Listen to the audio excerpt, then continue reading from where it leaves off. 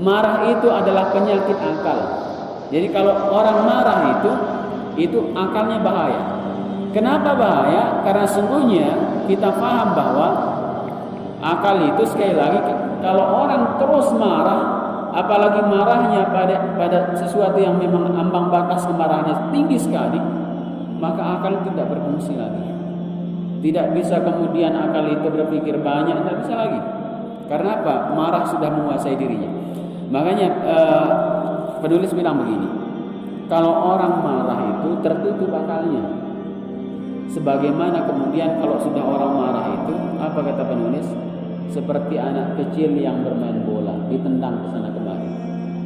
Maka anak kecil itu diperumpamakan seperti syaitan, bola itu ya kita ini.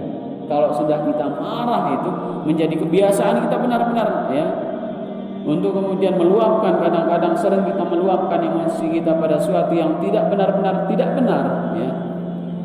Maka tentunya kata penulis itu seperti anak kecil bermain bola.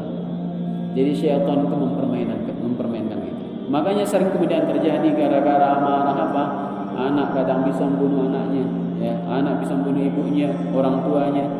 Itu banyak hal terjadi, pembunuhan, orang terjadi kemudian perselisihan dan lain sebagainya akibat ada amarah yang muncul. Itu bahaya. Kalau orang sudah membiasakan itu, ini pintu lebar sekali bagi syaitan untuk masuk ke dalam dirinya, menguasai dirinya.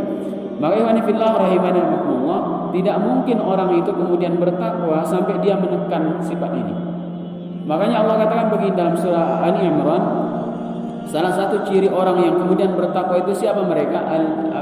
Alladzina yunfiquna fis sarra'i wad dharra wal kadhimina al ghaidh wal 'afina 'anil nas. Kata Allah Subhanahu wa taala, orang yang bertakwa itu siapa kata Allah? Orang yang sudah bergemar sekali, ya, suka doyan sekali berinfak.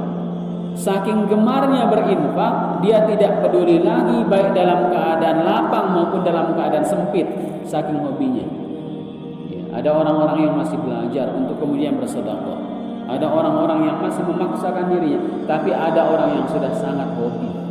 Kita tahu ya namanya hobi bagaimana. Kalau tidak mengerjakannya itu beda rasanya sehari. Nama hobi. Ada orang hobi berinfak. Ada orang kemudian hobi bersedekah. Tidak enak kalau kemudian tidak sedekah.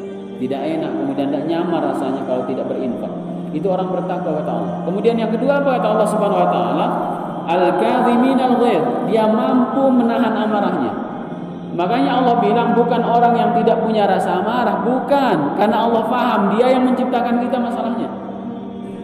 Kita itu punya, mesti setiap orang punya rasa amarah. Setiap orang tidak punya. Tetapi amarah ini benar-benar ditempatkan pada tempat yang benar, maka dia akan bermanfaat. Tapi kalau amarah ini ditempatkan pada sesuatu yang tidak tepat, maka akan merusak. Dia benar-benar akan merusak. Banyak hal yang kemudian akan rusak di permukaan bumi ini gara-gara marah yang tidak ditempatkan pada tempatnya.